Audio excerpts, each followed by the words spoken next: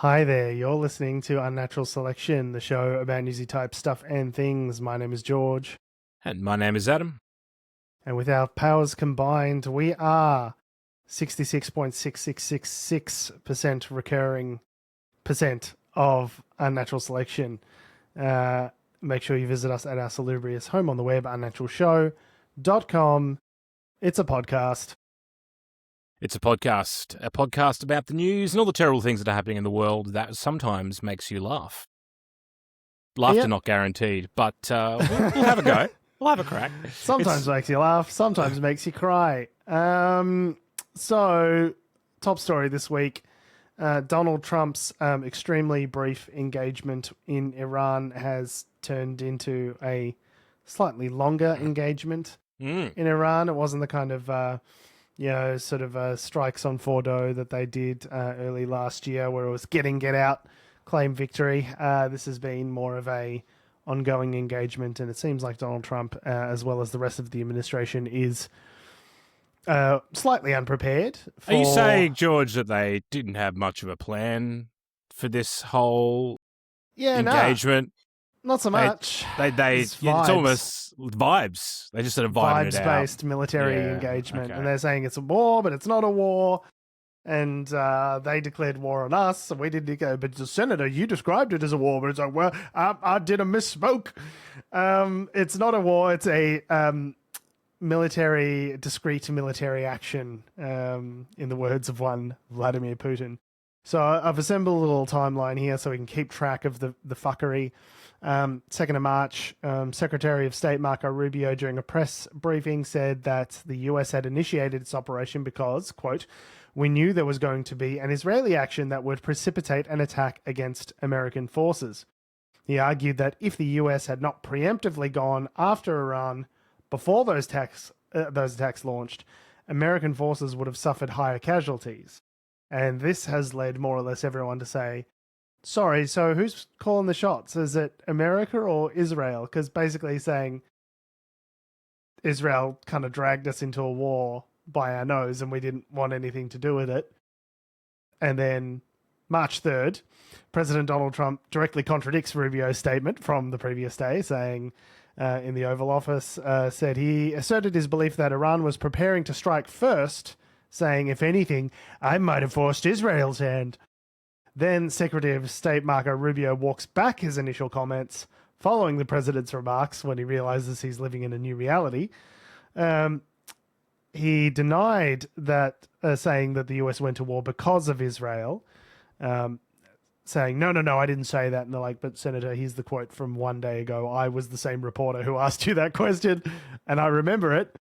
He clarified the operation had to happen anyway, unquote, due to the threat of Iran's ballistic missile capabilities. He characterized his explanation from the previous day as merely addressing the timing of why a joint operation launched on that specific day, rather than the underlying intent for the war itself. So,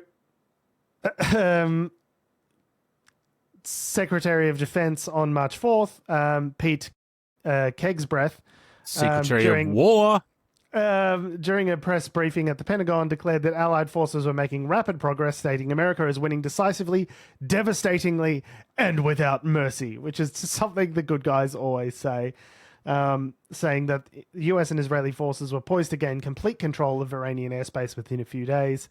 It has been a few days since March 4th, and they have not.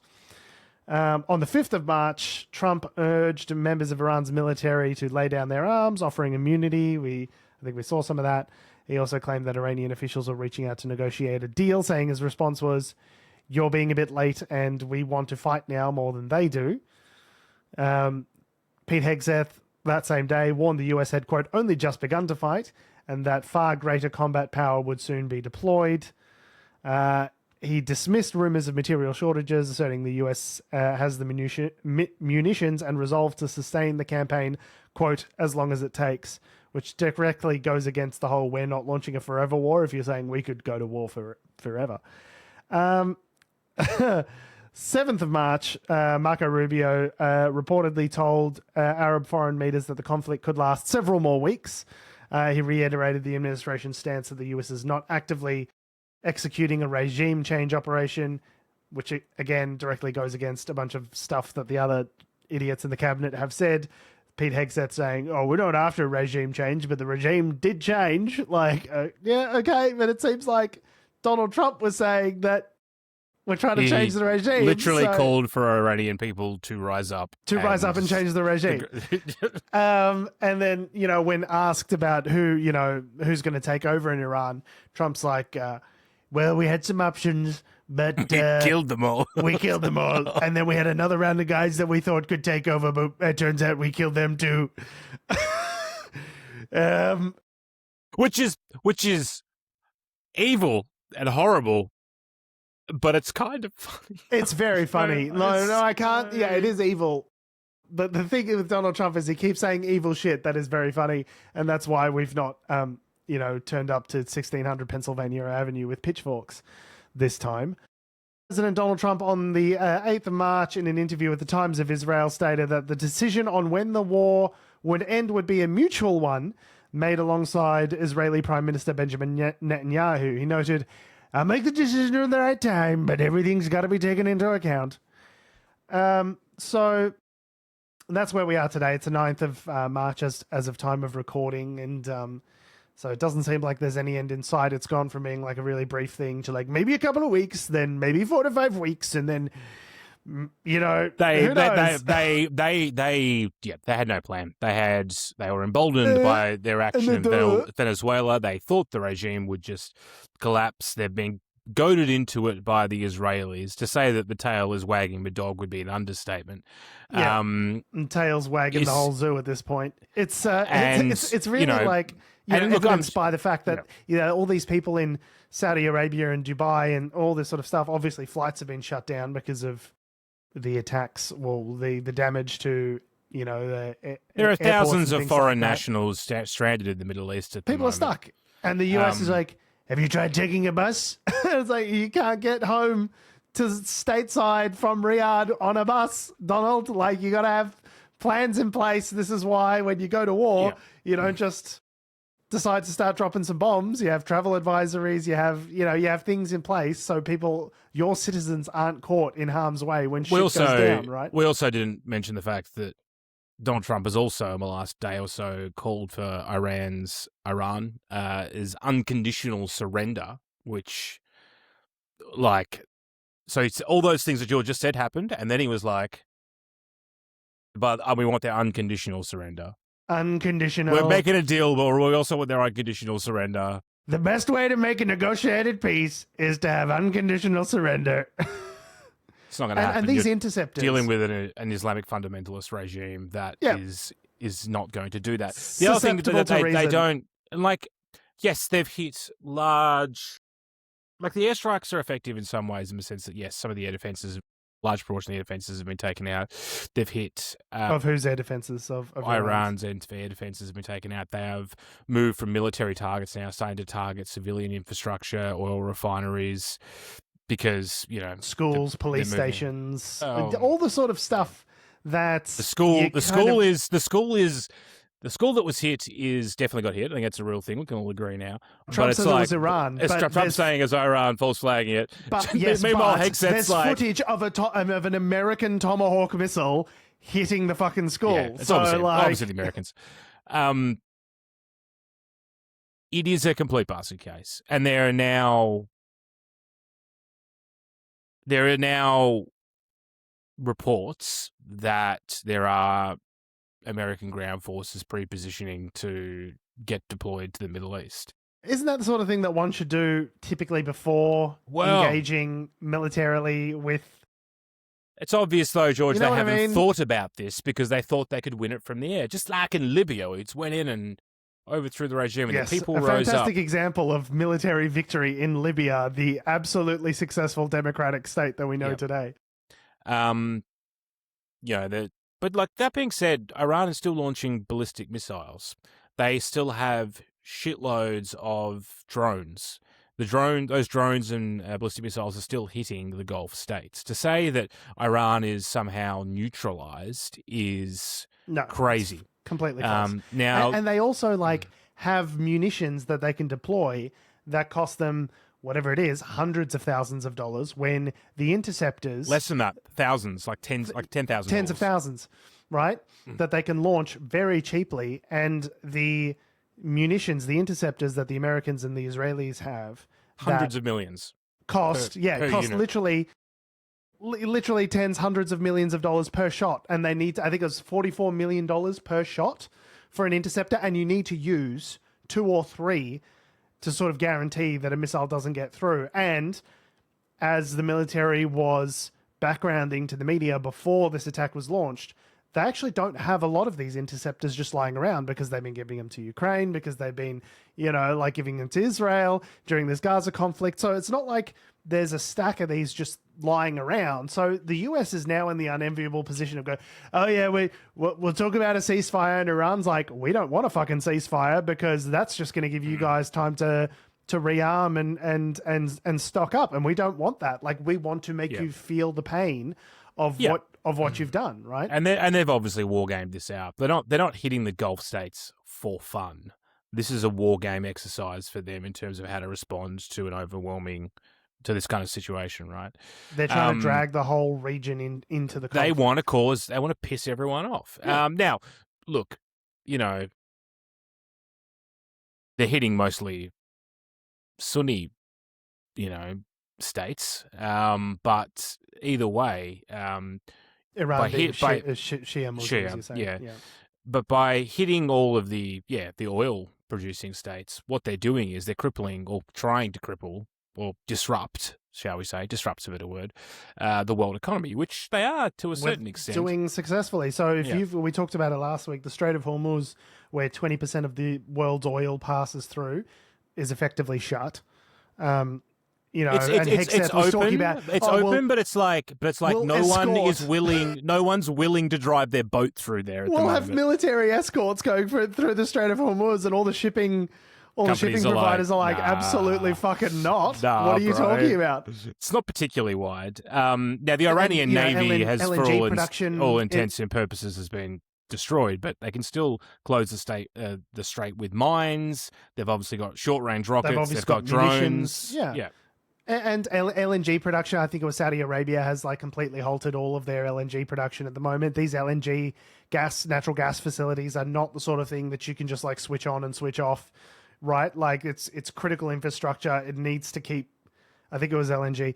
I was hearing someone on Bloomberg talking about this. It needs to keep coming out of the ground. Like, you've created a situation where we need to keep pulling this stuff out. You've pulled the plug out. Yeah. Yeah, exactly. You can't just plug it up and just go, all right, see you later.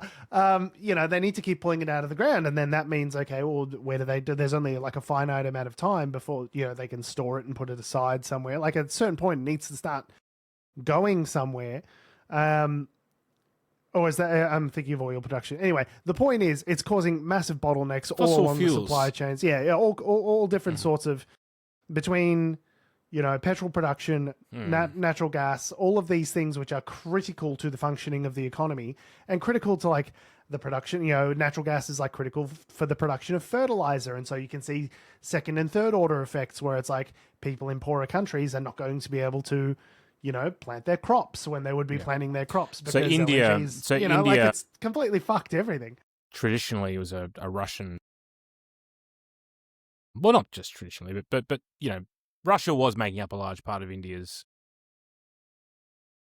fuel supply, energy mix. Fossil fuel from Russia. Since the war in Ukraine, they've sort of tried to transition a large portion of that to the Gulf states. Yeah, so who's the biggest beneficiary of this? It's Russia, right? Particularly this is one story. This is the thing. It's hard. Like, this actual story, I'm going to say, I don't actually know whether this is real because I haven't done the validation on it. But one headline I did read was that Trump had allowed a temporary access for India to access Russian oil exports to try and shore up Indian supplies because of the disruption in the Gulf states. Now, I don't know the background on that. We don't necessarily know whether that's 100% correct, but this is the kind of example of the kind of contingencies that you would have to do, that we have to do as a global society, because, if you change one thing, it has a ripple effect in the larger world economy. So to say that this little escapade by Israel and the United States has been a complete basket case is an understatement. Meanwhile, Israel is just bombing Lebanon, bombing Beirut. Yeah, why not?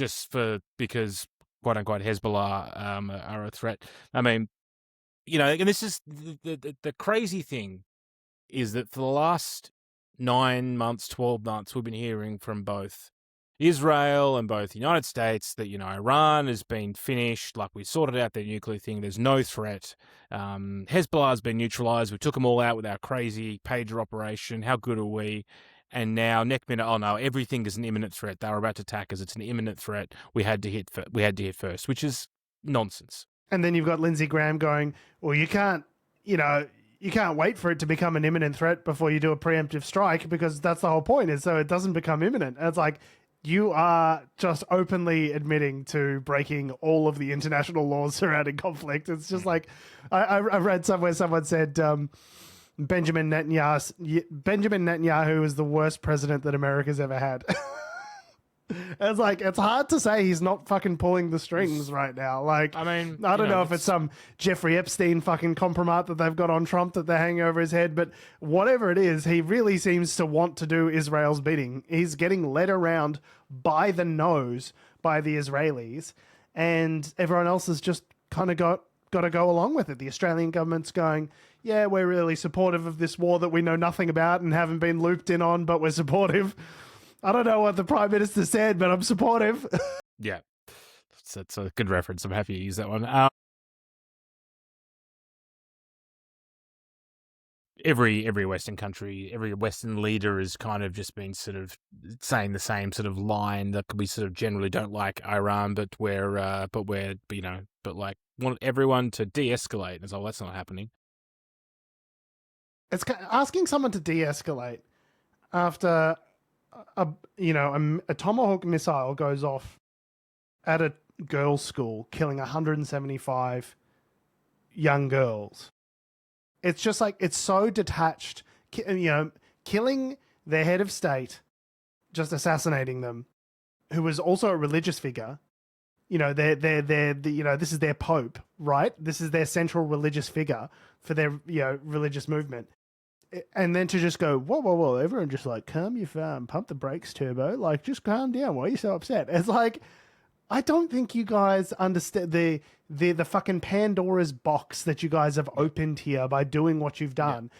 To call for peace and everyone to just like de-escalate is not only woefully insufficient, it's like, it's actually frankly very insulting to the parties involved. There are like hardcore, like this will be, to say that this is somehow making America safer is wild. All this is going to do is create the fact that they killed the Supreme Leader. They've now apparently appointed his son, by the way, as the new one. I saw that, yeah. Which Israel said, don't you appoint his son? And the Iranians like, we're going to appoint whoever the fuck we want to. What are you talking about?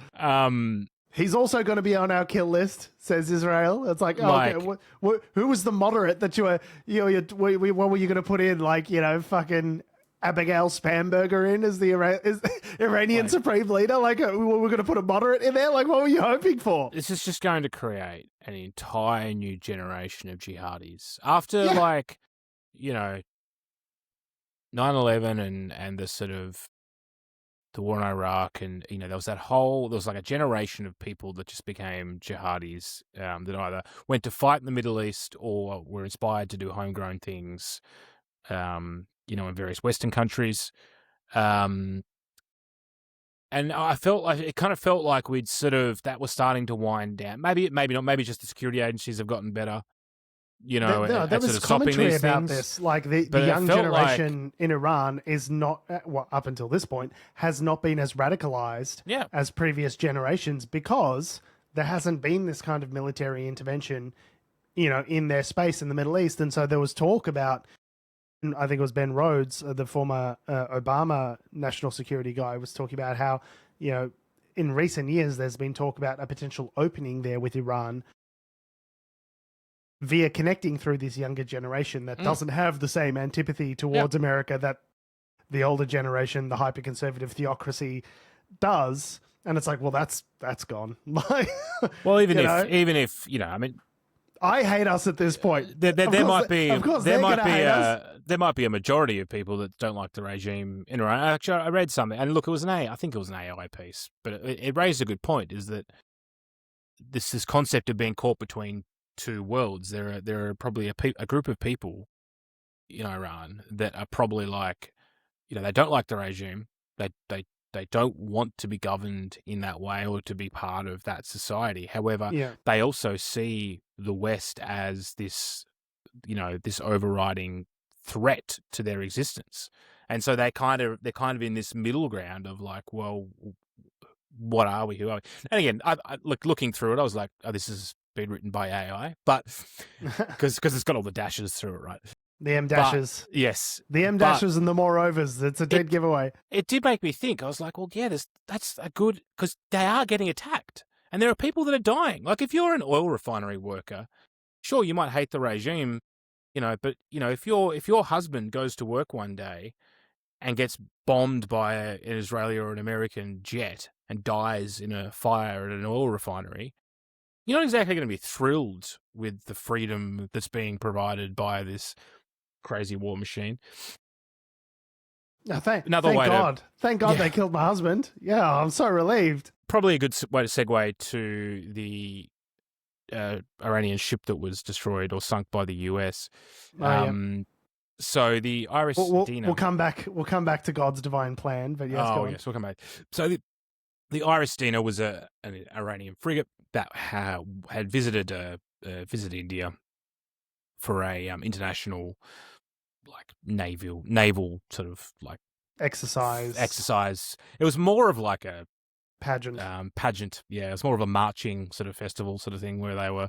I'm woefully destroying the facts here, but it was kind of like they were doing parades. So military, what's what I'm looking for when you're doing a parade? Drill. Unarmed naval exercises, drilling. Yeah, so like marching, and and this is the thing, is that the ship was meant to be, as far as I'm aware, unloaded or unarmed, so it wasn't carrying. It was. That's been confirmed from what I can tell. Yeah, it was unloaded or it was armed. It was either very lightly armed for the purposes. So from what India said, they were allowed to be armed only to the extent of what was necessary for the military exercises that they were doing. They weren't allowed to have anything else. So the way it's being reported out is that on its way back from these military exercises in India, it was unloaded completely. There was no offensive capacity really available on the ship at the time that it was destroyed. Yeah, I think it was 180 people were on that ship. Yeah, no, 130 sailors. 130. And 32 sailors survived. Everyone else was killed. So they were torpedoed by an American submarine on the way back, and Hegseth was all very happy about it, about how we completely destroyed it. It was so fucking good. And they're just, There were 3 Australians on that vessel as well. No, on the American vessel. On the American sub. Yeah, and there was a whole thing in the Australian media this week about how Penny Wong was saying that they didn't participate. So it's like, okay, but so it's like, okay, we're going to go drop some bombs on an Iranian warship. I guess you guys go back to your bunks and have a wank, come back in 20. Were they not steering the ship? They weren't working. Apparently this is a common thing. There's about 10% of the crews on American naval ships foreign nationals. Yeah. Foreign national, but specifically Australian. We have a really because of the AUKUS agreement and all of these things, we've got really close ties with them and their navy. So they're embedded with And when questioned about the legality of that strike and Australians being potentially involved with it, Penny Wong said something to the effect of it's you got to talk to the Americans as to the legality, as to what they were targeting when they were struck. And it's like, in the American statement, they did not make any claim that ship was targeting anything, because they couldn't, because it was unloaded, right? So the idea that Penny Wong's just either misremembered something or straight up lied about the involvement of Australians what they were targeting when they were hit, which makes it sound like they were returning from an exercise empty. They weren't attacking anything. This is going around the southern tip of India and Sri Lanka, around there, presumably headed home.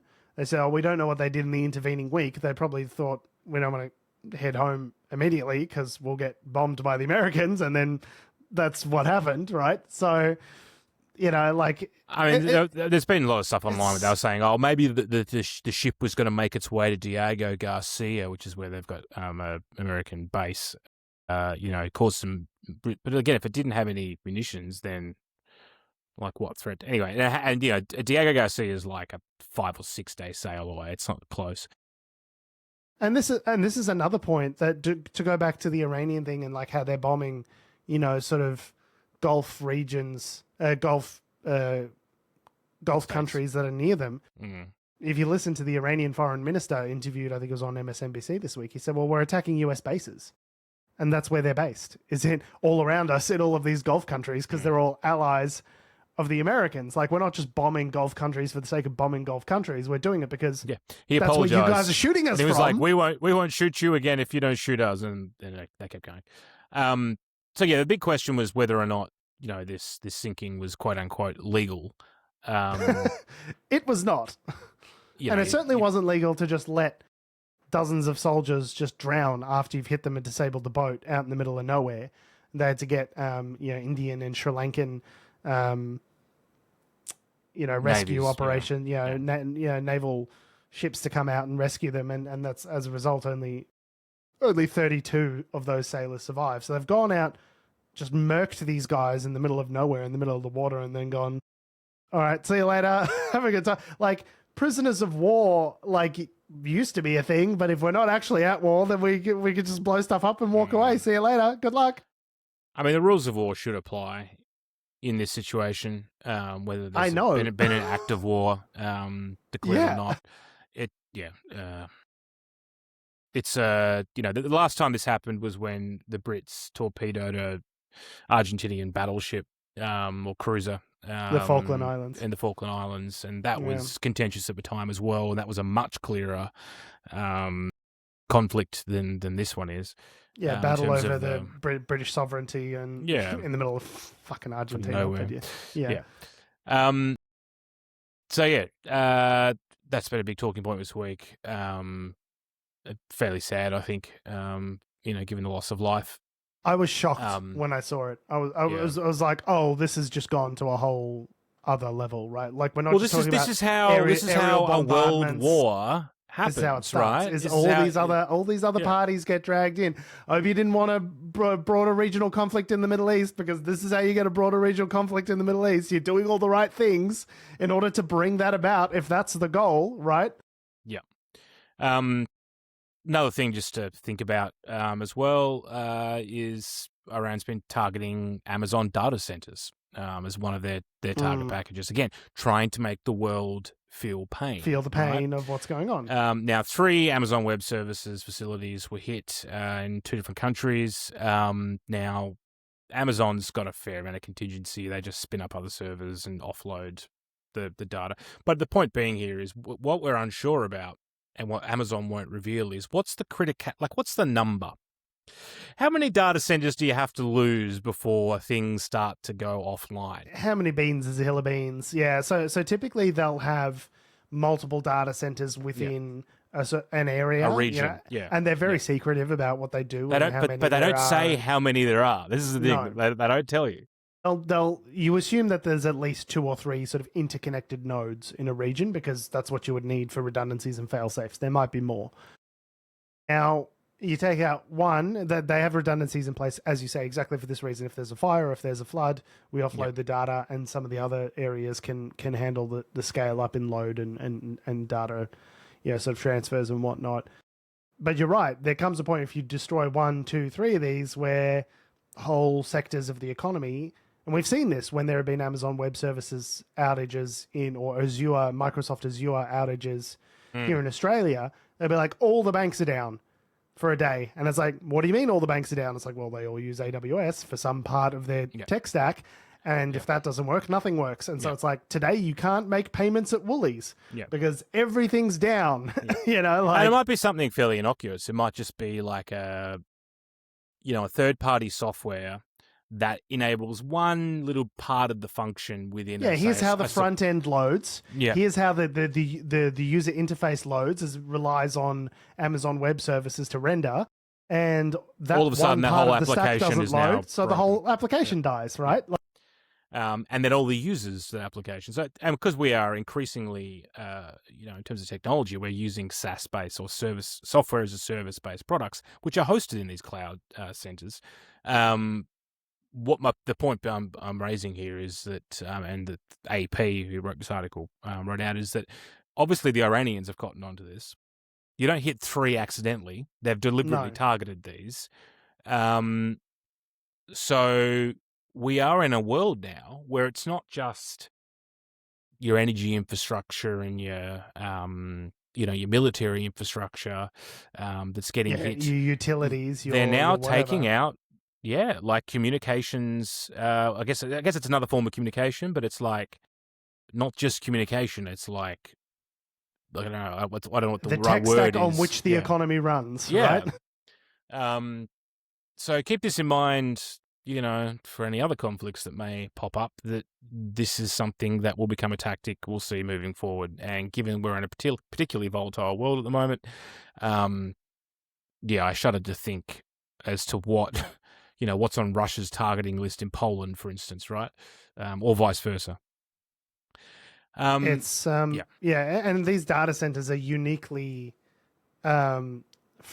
vulnerable to these kinds of attacks because there's so many layers in terms of what's going on there. You've got servers, you've got power, you've got water in order to cool things, you've got air conditioners, you've got you don't even need to do massive damage to a data center to really disrupt the ongoing activities of that data center. If you just disrupt the power, then there's a bunch of vulnerabilities that these buildings have then that just a regular office building in the CBD district does not have, right? So and the magnifying effect of negatively affecting one of these data centers, there's a force multiplier effect because it could affect a bunch of different areas of the economy and cause chaos. If you take out enough of them in a particular cluster, in a row, is probably in a specific geolocation. So let's say they hit 6 of them in the Middle East. Like, is that enough to maybe put out the entire region? And then what that means is then they'd offload. I guess they'd offload that data into like Europe or Asia or something. But then it's like, well, then the people accessing it from that region all of a sudden have double the load time, which increases potentially how fast things work. How many users can use it at once? Maybe it's only like, oh, well, I can't check the weather as quickly. But like, it could be a thing of like, well, all of a sudden we can't get emergency notifications on. Yeah. The emergency services calls don't work. Yeah, right? Or something like that, right? Like, as an example. But just something to be afraid of for future conflicts. That's great. Don't worry. Canadian Prime Minister Mark Carney was in Australia offering his reassurance and alliance, his commitments to working together as a middle power. After obviously his speech at Davos earlier in the year, that the middle powers need to work together because, quote, what he's not saying there is that the United States is completely unreliable and we've entered into another feudal great power conflict. So I think it was a fairly important visit. I think a lot of world leaders visit Australia, and we don't often talk about it on the show. But I think it's important, given what's happening in the world, and given Mark Carney's what I would call sort of generational, sort of the generational importance of his speech that he made at Davos. Mm. I think it's important that we note that he did visit Australia, and they're talking about. Because traditionally, I guess Australia and Canada, while we're sort of, we're part of the Five Eyes Intelligence Alliance, we've got very strong, part of the Commonwealth, there's a strong sort of cultural linkage we've got there. From a what am I trying to say? Economic point of view, they're a competitor traditionally in terms of how we view them. So they dig a lot of shit out of the ground. We dig a lot of shit out of the ground. We're both trying to sell them. Thing, guy. We're trying to sell them to the same customers. Now, what Mark Carney was talking about and what our Albanese were talking about is actually trying to view each other as more as partners and being able to leverage the combined strength of our two digging shit out of the ground economies, because we control 34% of global lithium stocks, 32% of the global uranium supply, 41% of global iron ore comes out of our two countries. So that's a big bargaining chip. If you use that multilaterally against or for other alliances, that's actually a pretty big bargaining chip. Yeah, but you got to use the bargaining chip where it counts. Mark Carney and Anthony Albanese have, been happy to have a rib removed so they can suck their own cocks for the US administration with regard to this engagement in Iran. Talking about the disintegration of the rules-based order is all very well and good, but when you see examples of that rules-based order being eroded and then say, clear your throat and say, well, the Iranian regime were bad guys and we support this completely lawless assassination of a foreign world leader. Like, no one's saying the Iranian regime are good guys, but like, you need to stand up for, if your thing is the international rules-based order and that's what you got, had a big speech at Davos about. I know, but you can't go, oh, it's dead and that's bad, and then next minute be like, USA, USA, USA, when they do something that violates that world order that you were just complaining about, and then go, no, but the middle powers need to like work together to like press against the global hegemons in the USA. It's like, well, where were you like 20 minutes ago when we were just talking? You know what I mean? It just feels like a little bit. Well, I guess the thing is that the bargaining chips wish-washy aren't in place. Like you kind of need to formalize the agreements to be able to wield the power that they then bring. They don't seem to want. I think like. They don't seem to want to check the US administration. Like, even if that was the aim, I don't think either Mark Carney or Anthony Albanese is really interested in doing that. All of their public statements over the last couple of weeks would suggest otherwise, right? They're more or less happy for the global rules-based order to rain down Hellfire missiles and Moabs in Iran. Has been copying shit for his response, which was former human rights lawyer. Fairly generous, really. I mean, they were saying that the US could use... the US has been using UK bases for a while. Keir Starmer apparently didn't want to join this fight, and then Trump had a massive go at him on Twitter and was like, well, it's interesting you're sending 2 aircraft carriers, but it's too late. Like, you're probably like our best ally ever, but like, where were you when we launched this strike? I'm like, were they even invited? Like, was it... What have you done for me lately? Yeah. Imagine spending no effort getting your allies on board and then complaining when you launch a surprise war all of a sudden and they're not immediately on board. Like, the arrogance of the Americans, honestly. But it doesn't matter what you do. You're going to cop a Twitter spray from Trump at this point because he's just... That's what I mean. So why not at least get the domestic political capital of speaking out against it? Because you're gonna cop a spray from him anyway. So you may as well do so in a way that doesn't make you look like a bitch to your electorate. Polyverse, friend of the show, Polyverse is writing in, so much iron ore, there's trains of it, trains full of it running through my hometown here in WA. Yeah, I mean, it's one of the main sort of functions of the Australian economy is to dig stuff out of the ground and send it to China, right? Like that's kind of that, and like financialization. And BHP do very well out of it. Just having really big banks that move money back and forth and make $10 billion profit a year, and nobody quite knows how. Housing stock. There you go. Housing, and digging stuff up out of the ground. Why are house prices so large? Oh, it's because like they've allowed mortgages. They've just extended lending for. Anyway, don't get me started. No reason. I'll get really angry. It's fine. Now we're kind of going backwards to go forwards here. We sort of forgot to talk about this, but it's a kind of crazy story with the Iran thing that we should have led with, I think. But I'm just getting to it now in the article. I was planning to, and you just threw out the rundown and started going. Well, the rundown. I just love a good warship. the US administration obviously has done this fairly, it was a fairly, while they've been building up military forces in the region, I think the attacks that have caught a lot of people by surprise, including those within the US military in some areas. Including Donald Trump, it seems like. Yeah.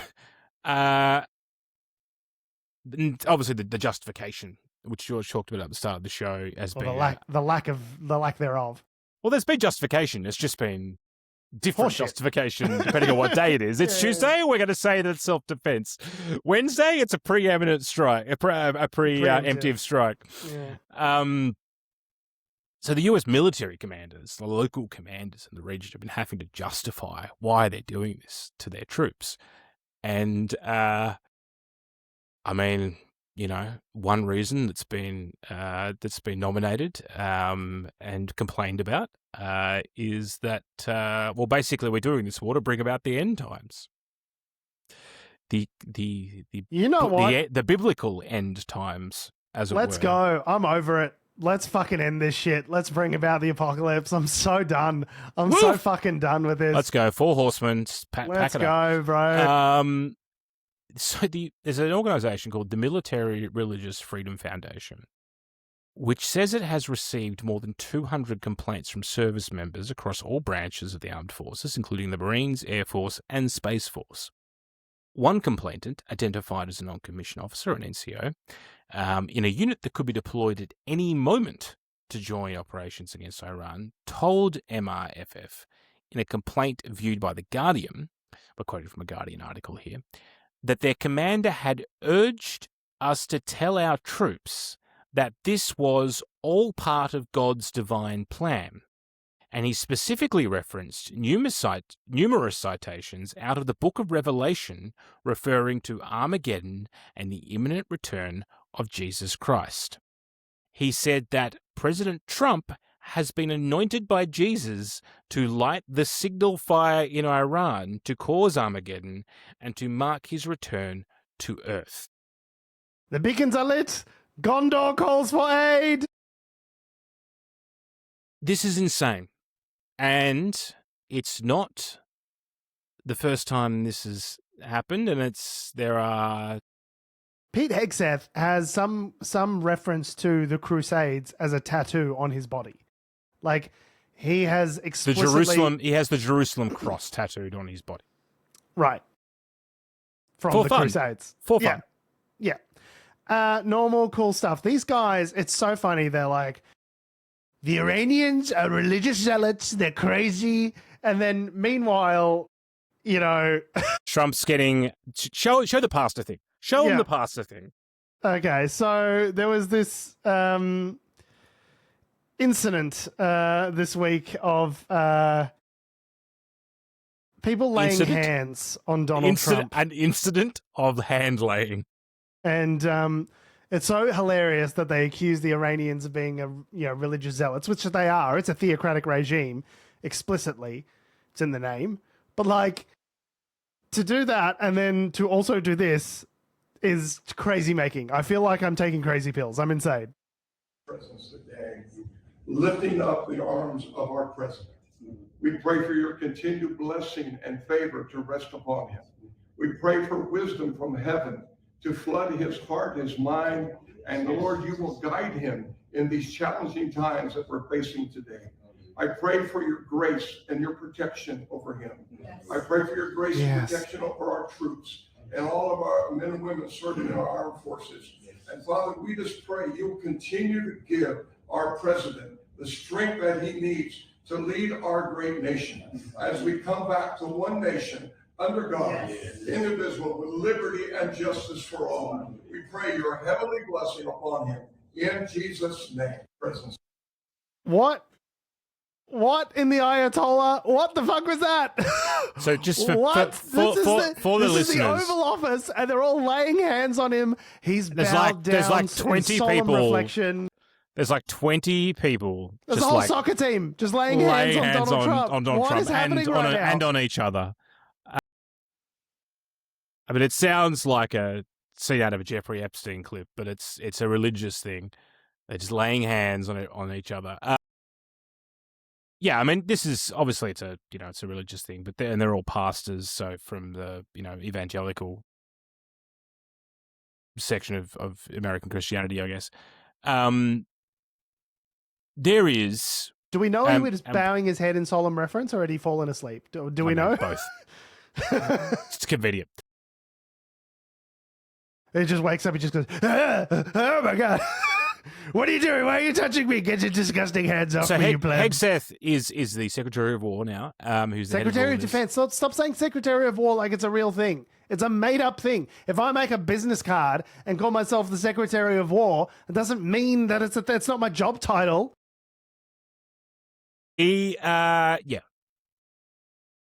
don't know whether he's always been like this, but look, yes. I mean, but this is the same guy that like does all. He has all these religious tattoos on his body. Yes, and he was cheating on his wife and getting drunk and whoring around. But that's the thing with these guys is they're all fucking hypocrites, Adam. None of it means anything. They have these deeply held Jesus would have been beliefs. like his brain would have been exploding at all this. Anyway, but when I do it, it's fine. that's the key difference. I asked for forgiveness, so therefore it's okay. Yeah. So he's like explicitly, he's this pastor of Pete Hegseth's is like a religious zealot. I think it was last year he reposted a clip of his where he was saying that women shouldn't join the military and they should all be trad wives and all this sort of shit. Like, this is something that he explicitly believes, and he is taking these Christian fundamentalist, Christian nationalist views directly into the heart of the Pentagon, and it is informing so much of the woke military. It is informing the way that senior military commanders are delivering orders is in through the lens that we are embarking on another crusade, because fucking Saladin went so well. We've been doing this shit for fucking 1100 years. People in the West going, let's go over to the fucking Middle East and fuck it up. It's going to be sick as, bro. We've been doing it for 1,000 years. It's gone badly every single cunting time. We've talked about this on the show before, that there's the Al-Qaeda, right? Which is the Al-Qaeda, yeah. Al-Qaeda, which is the Christian fundamentalist version of Al-Qaeda. Yeah. But we need to, and we need to remember that these groups have not infiltrated. They are a large part of the Republican movement. They are part of the MAGA movement, and they are part of Project 2025. As he said, returning this nation, under one nation under God, is taken very literally by some powerful people in the United States. Now, and this is where this is where the Handmaid's Tale with the corporate interests and the Republicans of Mitt Romney, right? The Republicans of old were like, yeah, we know that evangelicals and religious fundamentalists are like a part of our base, but they don't like run the show. We're here to cash checks and make deals with Goldman Sachs. Like, we're here to make deals with Raytheon and Lockheed Martin and all these companies, and that's what we're here to do. We're here to cut all taxes, one and the same now. And I will happily use the base to elevate me, to get me there to do that. But I don't think any of them really thought, whilst they would wear the religiosity as a garb, I don't think any of them really earnestly believed it all that. Maybe Mitt Romney, because he was a legitimate Mormon and literally wears the magic underpants and everything. But historically in the Republican Party, it's been a party of big business and power, and the religiosity was window dressing for it. Now it's like, no, the zealots run the show. Like, it is literally the Christian nationalists run the fucking Pentagon. This is the kind of thing that Margaret Atwood identified in The Handmaid's Tale, that there was that the levers of power in the United States would become fundamentally Christian, and that they would try to overthrow the American state with a religious fundamentalist regime. Now, even and we've talked about. You just didn't think that their avatar would be a 78-year-old cheating, adjudicated rapist, orange taco, convicted felon. That guy is the second coming of Christ. Was slightly surprising to me, but yes. The other thing to note is that there is, within this evangelical movement in the United States, is a significant portion of it that they see Israel and the state of Israel being an important component of being able to organize, the the second coming of Christ because of the references in the Bible to Israel and the, the role Judaism has in that. They see it as, the central, obviously Israel is holy ground for, the lands within Israel are holy ground to many different religions. Careful. So there are a lot of Americans that see, well, not a lot, but like there's a proportion of Americans that see everything Israel is doing as being religiously okay. Mm. Oh, Mike Huckabee was doing an interview last week where Tucker Carlson was saying, okay, but like the religious pretext of like Jerusalem, of Israel, occupying all of the land in the Middle East, like in the Bible, it says, from, there was something like from the Nile to the something or other. And he's like, isn't that like all of the Middle East though? And Mike Huckabee was like, yeah, well, if they wanted it, like that'd be cool. But like Israel's chill. They don't want it all. So, and Tucker's like, so what's the basis of this claim that Israel has to this land? Are you saying it would be okay if they have a greater Middle East that encompasses all of what we understand as the Middle East right now? But Mike Huckabee was like, yeah, basically that'd be chill with me because I'm a fucking religious zealot. It's been insane because like I've watched a few clips from Tucker over the last couple of weeks, and it's just been. I hate it when he makes sense. Oh, I hate it. And he is really religious, but it's so interesting watching his definition of Christianity differ from what seems to be politicization of what is they're trying to make the mainstream. Yeah. That is wild to me. That he's basically saying, yeah, this is insane. Like, no one wants the end times. Why are we doing this? So look, I mean, and to that end, Mike Johnson, the Speaker of the House, was directly related to an effort to bring red cows from Texas. Yes. What is to this? Israel? Okay, so this is from CBS News. This is not just like some conspiracy theory shit. Okay. So, when Hamas spokesperson Abu Ubaidah began a speech marking the 100th day of the war in Gaza, one confounding yet eye-opening proclamation escaped the headlines. Listing the motives for the Palestinian militant group's October 7th massacre in Israel, he accused Jews of bringing red cows into the Holy Land. The cows he was talking about are red heifers, which now graze at a secure, undisclosed location like an Amazon Web Services data center, in the Israeli-occupied West Bank. Some Jews and Christians believe they are key to rebuilding the Jewish temple that once stood in Jerusalem and to beckoning the Messiah. So essentially, the sacrifice of these red heifers in this location, in Israel, is meant to be one of the things that signifies the kickstarting of the apocalypse. And Mike Johnson had an event. Is that in the Bible? It's in Revelations, apparently. So Revelations, by the way, Revelations is crazy. Like, yeah, let's like everyone's like, oh yeah, it's in Revelations. Revelations is the most insane fucking thing you will ever read. Yeah, it's acid trip. It doesn't even make sense. Like one paragraph, the way the story flows. The rest of the Bible, like it's written like a book. Like you read it and you go, and this happened, and then this happened, and then this happened. And Jesus spake unto them and saith upon them, Yea, hear unto me, for thou art the blessed of the earth. Revelations, like from sentence to sentence, doesn't make sense. And then another thing fucking happened. There's the fucking horseman, and it's crazy. Okay, and then the fucking Antichrist is gonna fuck his own mum, and it's gonna be like fucking nuts, bro. What are you on? Is this guy tying one on? Who wrote this? Whoever wrote it was on so much acid. But the thing is, people believe it like it is the word of God. The word of God.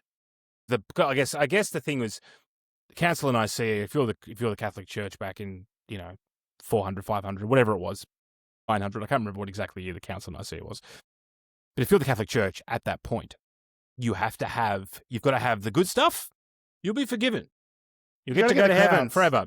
You've got to have, but you've got to have a stick. Yes. Revelations is the stick. Yeah. It's also great theatre. It's great You know, theatre. it's Great great theatre. But it's a stick. It's a moral there'll be a warning. righteous holy war, and everyone, there'll be come a afraid. time when They'll you're be going to be on this afraid, 'cause side or that side, right? Be afraid because this shit's going to happen, and you need to pick a side. Like it's a stick, a moral stick that the Catholic Church has used for thousands of years, Generations. Yeah. It really is one of those things that where I wonder to the extent to which that. So that the reason why it's in the Bible that kind is of because thought virus has so deeply embedded itself into the Western ethos and the idea of, we make all these movies that are like doomsday movies and end of the world, and it's 100% part of the zeitgeist. It's embedded into the zeitgeist because of Christian culture that we are now breeding.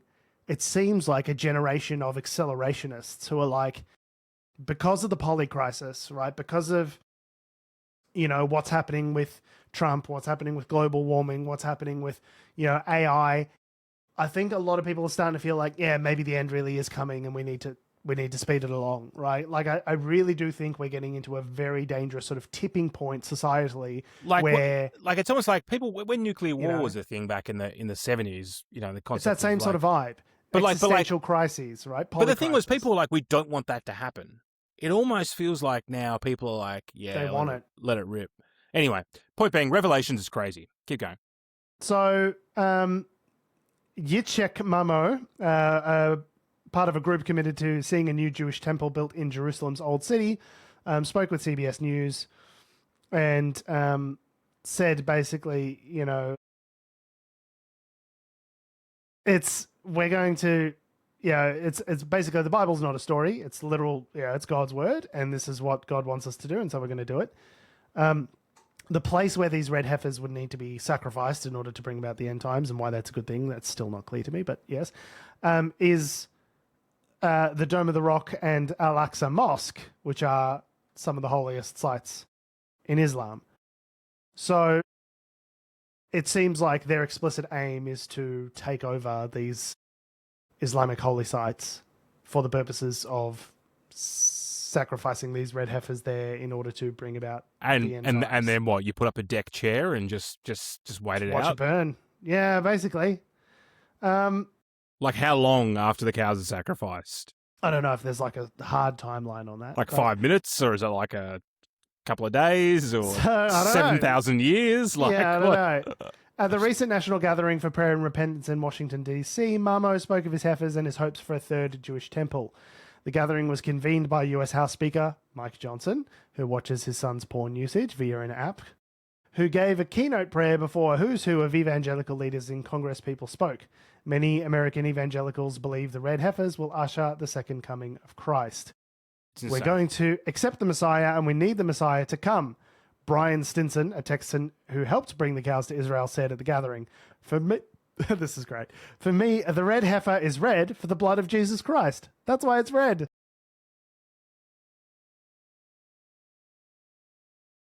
The dumbest motherfuckers alive. Out of all the theology in the Bible, they're picking. Do you mix your cottons? And you're not cottons? Do you eat shellfish? Are you cool with slavery? They really pick and choose, don't they?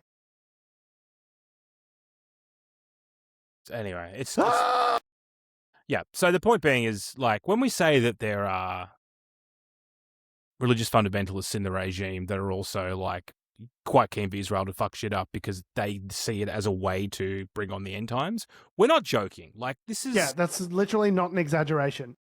Like, this is a thing. It's okay, though, because they fired Kristi Noem. So... I mean, yay.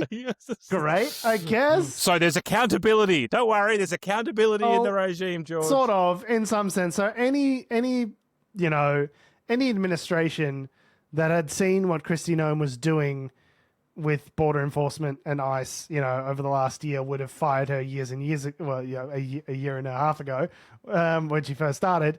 Recognizing that she was manifestly, comprehensively unfit for the role in just about every way. But the thing that she did that got her fired was that she crossed Trump. So there was a congressional hearing this week when Kristi Noem was dragged in front of Congress, and she sort of threw Donald Trump under the bus, and that's what got her fired. That's the chief crime in Trump's America is crossing him. So essentially, there's a little bit here where she goes back and forth, but essentially her. You remember when we actually played. I think I said something to the effect of like we could do a whole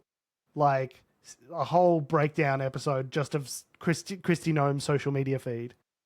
Right? Yeah. And like the ads and weird shit that she was posting about. There's a skit there, which is like, it's like a whole series of like, what was the social media advisor thinking? Like, what was their advice? They're thinking I'm getting paid $200 million by the government on a no bid contract is what they're thinking because I'm mates with Kristi Noem's chief of staff.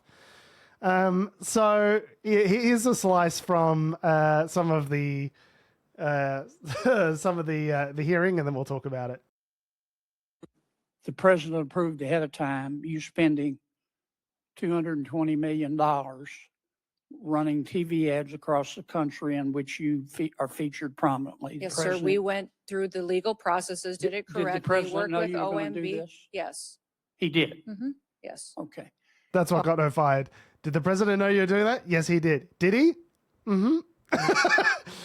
The president did not know the next day she was fired. Well, as Infinity Sync Studios is pointing out in the chat, she has been given a pay increase and promoted to Shield of the Americas, which is a new initiative that they're about to... Shield? Say that. What's the full title? Shield of the Americas?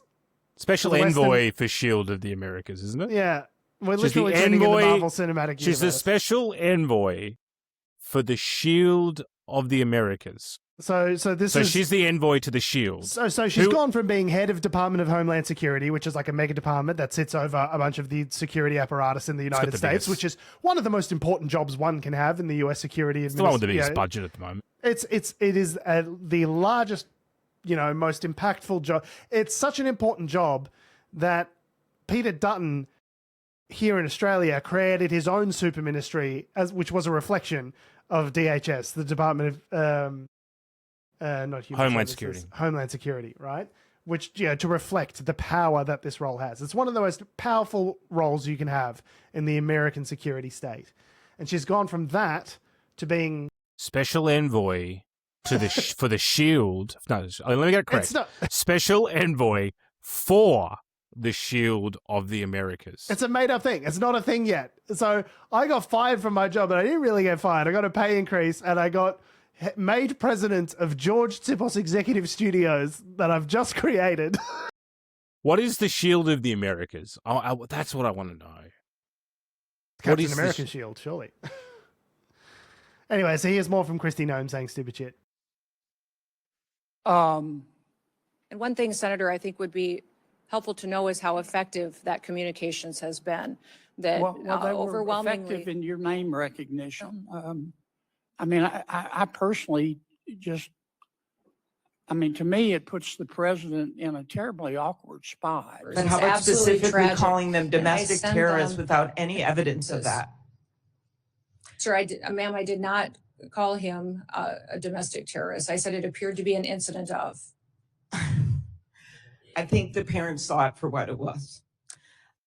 They're talking about Alex Preddy there. I didn't call him a domestic terrorist. So it's like, well, you said it was an act of domestic terrorism, so like people will put two and two together. Like, obviously you did call him a domestic terrorist.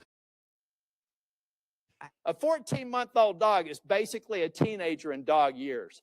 You decided to kill that dog because you had not invested the appropriate time in training, and then you have the audacity to go into a book and say it's a leadership lesson about tough choices. But my point is, those are bad decisions made in the heat of the moment, not unlike what happened up in Minneapolis. At any time during your tenure as Director of Department of Homeland Security, have you had sexual relations with Corey Lewandowski? Mr. Chairman, I am shocked that we're going down and peddling tabloid garbage in this committee today. She goes on to not say no for some time after the end of that clip. Her husband was in the room, by the way. There's an amazing South Park episode which has got a video of Kristi Noem featuring Kristi Noem, it's obviously South Park. made up video, but the joke is that every second shot, she's just like killing a dog with a handgun. Yes. And it's... I'm so happy the It's dog very thing got funny. in. It's so funny. What are they a talking psycho. about? So What basically, a fucking psycho she is. the accusation is that, so she boasted in her book, or said in her book, that she killed her own dog because, I don't understand why she killed her own dog. There's probably some reason, some logic Leadership. to it, but basically the senator in that committee was going after her, basically saying that, well, the reason why you had to put that dog down was because you put that dog in that situation in the first place. Like, why would you take your dog into that situation? Yeah, you shouldn't have to murder your dog. Yeah. That's your fault for being a bad trainer. Anyway, so there's this whole thing around with dogs. But special envoy for the Shield of the Americas, and no one has said anything about what that is, George. Well, apparently, according to Infinity Sync Studios in the chat, it's a yet to be announced initiative, right? So the Trump's but no one knows what it is. But what they're saying, it's coordinating regional efforts against cartels and organized crime. So she's head of Team America World Police. That's What? I don't know. She's the special envoy. So what is she? She's just Adam. What is she doing? You know how you're thinking about it? Don't think about it. She's just gonna like envoy real hard back and forth. The best part was, I don't know if there wasn't in this clip, but when they go, so can you explain why you bought this private jet worth whatever it was, $70 million? And she's like, oh, that was for like ice stuff. And they're like, this one with a queen size bed in it and all these like fancy furnishings is for like deporting illegal immigrants. Is that what you're saying? This little fuck palace in the sky that you and Corey were tooling around in? That's what that was for moving immigrants? And she's like, mostly. Incredible. Anyway, so she's fired. Who knows why? She's the first one that's of the cabinet secretaries that's actually sort of lost her position or been moved sideways in this term, which is interesting. Crucially, because like by this time last because term, she said Trump had approved that $200 million worth of advertising, and then Trump the next day is like, no, I fucking didn't. That's incredible. $200 million. And the ads, you got to see the ads. She's like, that's why they love the wide open spaces of America, to breathe freedom. And it's like, what is this ad about, Kristi Noem, other than you, this highly produced ad of her riding around on a horse in the Grand Canyon? Like, what the fuck? What has this got to do with your job? Like Kanye on the motorbike with Kim, just like riding into the just sunset. riding. So they've replaced her though with pending the nomination hearing. Although he's the acting secretary. What's his name? Mark Wayne. Senator Mark Wayne Mullen, who is a former MMA fighter. Former MMA fighter and current US Senator. US Senator, yeah. Who walks around with a cowboy hat and a ball while talking to reporters, apparently. Yep. And to be clear, his name is not Mark Wayne Mullen. No, it's Mark Wayne His Mullen. first name is Mark Wayne. Mark Wayne. Mark Wayne. One word. Mark Wayne. Mark Wayne. That's French. Mark Wayne. Mark Wayne. Trump says, a MAGA warrior and a former undefeated professional MMA fighter, Mark Wayne truly gets along well with people. This is the guy who you'll remember, there was a clip going around at the time where him and the head of this union was like, stand your how could you say that to me? You stand your butt up. You stand your butt up. All right, let's go. Let's have a fight. And then Senator Bernie Sanders is like banging the gavel going, hey, you're a senator. Stop it. What are you doing? You're not going to have a fight on the floor of Congress. This isn't the 1800s. What are you doing? He is jacked, though. Very, very good. Well, very good looking. Yeah.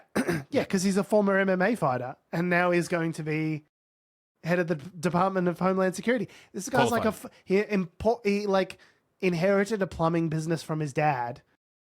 Is he more qualified than Kristi Noem? That's an impossible position you're putting me in there. Because she's now the special envoy to the Shield of the Americas, George. Let me put it this way. They're both equally as unqualified as one another to run the largest department in the US administration, which has incredible responsibility around, information and information gathering and, military and, like it's border enforcement, all of that falls under her remit. So it's equally as unqualified, shall we say. Polyverse says she'll probably be on the team helping with the invasion of Cuba. Yeah, look, I mean, there's always spots on the team. We're just doing a tiger team. Who's next? Does Cuba count as the Americas? Was that technically the Caribbean? Everything's fucking Americas when you're a hegemon. Apparently Iran is the Americas now, as far as they're concerned. Everything's Americas. Shield of the... sorry, I can't get past that. I cannot get past that. It's crazy. That is crazy. Yeah. So yeah, there's a UFC at the White House is going to be interesting. I think there's like an event coming up for the 250th anniversary where they're literally doing an MMA fight, like in the Rose Garden or something, which just proves that we've truly slipped into the dumbest timeline, right? Well, like we're done as a society, right? This is what collapsing empires do. Like at the end of the French... Colosseums. This is what they did in Rome when the shit was falling apart. Bread and circuses. Just your Colosseum. Just crazy. The elites do crazy spectacle-based shit orgies. Look, there's like a rise. I read an article the other day. It's like, yeah, there's this trend that like when society, like powerful societies collapse, they just get really into weird sex stuff. So Jeffrey Epstein might be a portent of the end of the American empire. I was like, well, I think it's already on the way out. By the time he hasn't been the strongest start to a millennium in some time. So yeah, I'd say the American empire is probably on its way out at this rate. Like the Romans, the French, like all these people are just like fucking around, doing crazy shit, the hedonists. Fighting amongst themselves. Like, yeah. It's just meant to, anyway. Yeah, it really is. There really is a thing about empires. Yeah, as you say, you saw it in Rome, you saw it with the French, where they just get so hedonistic, they get so detached from the realities of governance and so focused on their own pleasure, like the whole idea of the libertine in 18th century France, right? The idea that you would just go to these orgies and fuck all day. And that was just like what the ruling class did rather than like check their 401ks or like govern or anything. And so like inevitably the empire fell into disrepair and they all get their heads cut off. Like it's actually not, I don't know if it's a theory as much as it is like, when you get so wealthy and powerful, you just naturally kind of get detached. I mean, we've seen with Elon and all these billionaires and Zuckerberg, and when you become a certain level of wealthy, you're just detached from the reality of everyday people's lives, right? So it's hardly surprising that at some point that becomes untenable and the populace starts turning up with guillotines to start cutting off. Oh, let them eat cake? How about this? How about I cut off your fucking head instead, right? Don't worry, we have the shield of the Americas thank to Christ. save us. So we're going to finish on a fun... Let's do a silly one. No, I think I was just going to leave it. I didn't even need to talk about it. There was a lady who poked holes in her friend's condoms and then was found not guilty of... What was it? Intent to cause harm, which, because there was not sufficient evidence, I guess. Anyway, that was... the more I posted that thinking that was pretty funny, and then the more I thought about it, the sadder I got. Yeah. Yeah. So yeah, it was pretty fucked up. On that note, we always will be Unnatural Selection. Make sure you visit us at our salubrious home on the web, unnaturalshow.com. Make sure you follow us on all the bullshit social medias that are ruining the world, truly, that have, do, or ever will exist at our handle at Unnatural Show. That's Facebook, Twitter, YouTube, Instagram, and motherflippin' TikTok. If you want to see us get roasted in the comments, go to TikTok. Make sure you follow me on Instagram, at least if I've not been hacked again at time of listening, and Instagram and TikTok at my handle at George Tsipos. And you can follow me to the social media advisor for the special envoy for the Shield of the Americas. You're really fixated on this, huh? Yeah. No, it's funnier the more you say it. Shield of the Americas. I guess it's protecting someone really wanted that she's acronym the special to say Shield. envoy for... Fuck, what is she envoying for? She's representing to the Shield. But is she representing the Shield's interests or like the administration's, or like the American people's? Who's she the envoy for? Given that the position is made up, I think you can kind of do whatever you want with it, right? It's one of those things where you can just kind of like make it your own. Does she get to keep the fuck palace? Does Corey Does Corey Lewandowski go with the plane, or does he go with her? He gets a pod out the back. Mark Wayne Mullen turns up, and Corey's like, "All right, big boy, we've got a lot of work to do. I just come with the plane." All right, thanks for listening, guys. Love your faces. We'll see you next week.